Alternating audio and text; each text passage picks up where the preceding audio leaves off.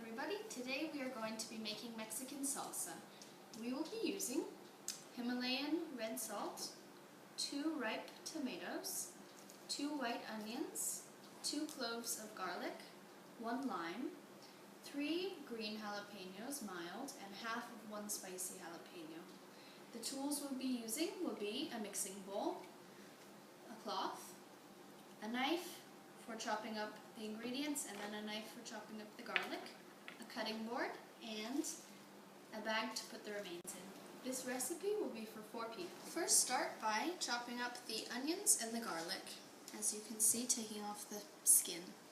Then, go ahead and chop up your tomatoes. We want them to be in little tiny pieces, very easy to put a few on a fork. So, start by slicing it into slices. Once you have half, go ahead and slice it into small chunks, starting halfwise, then in the other direction.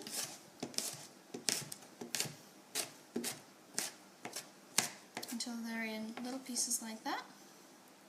Continue this way until you've chopped up the whole tomato.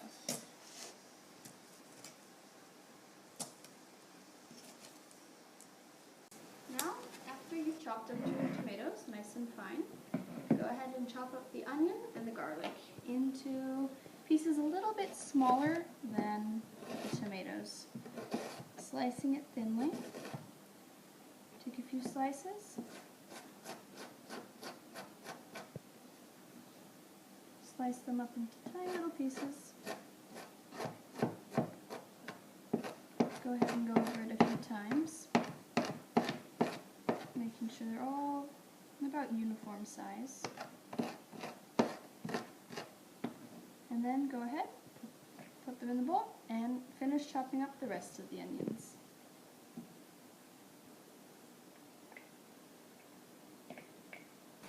Now that you've finished chopping up the onions and the tomatoes, go ahead and start on the garlic. Take 1 clove, being very careful using your garlic cutting knife. Be very careful, cut it into little tiny pieces. This should be very, very fine while you're cutting up the garlic. Make sure that the pieces are as fine as possible.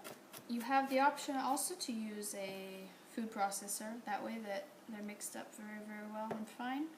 But for a recipe of this size, for only 4 people, it's there's no point. So, once they're nice and fine, add in also the garlic.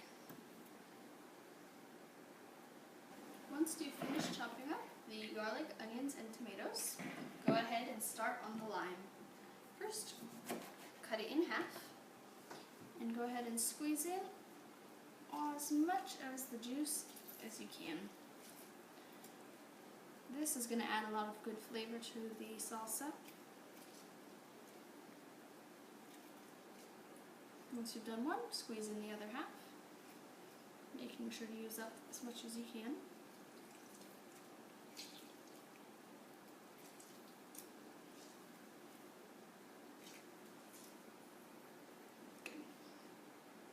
Go ahead and mix your ingredients every once in a while.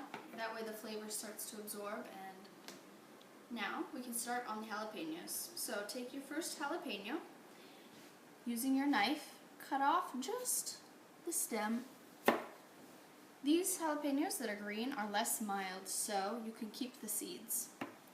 Go ahead and cut them into thin slices, as thin as you can, all the way down. Remember, keeping in the seeds. And of course, if you want it less spicy, take out the seeds first. Then go ahead and slice them up into small little pieces, just like the garlic. As fine as you can is better. That way the flavor mixes through the whole salsa.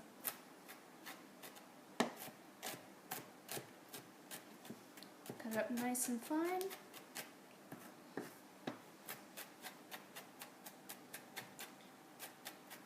Good. Okay, now go ahead and add your first jalapeno in. Now you're going to go ahead and do this for all 3 jalapenos. For me, 3 green jalapenos that are mild is not very spicy, so I like to add in half of 1 red jalapeno. But of course, remember, it's however spicy you like it. Now that you've chopped up all your jalapenos, you can see, mix it around well. Now one of the last steps is to add in the salt. This is something that goes to how much you like it. Go ahead, mix it around. Very good. Okay, now you're going to let this sit for about an hour. That way all the flavor absorbs and has some good flavor. First, before you let it sit for an hour though, you're going to have to pour out a little bit of the liquid. So we're going to go to the sink and make sure a little bit of the liquid comes out. Not all of it. You want to leave it still a little bit, and of course the tomatoes are still liquidy, but pour out a little bit. That way there's less liquid in the bowl, as you can see.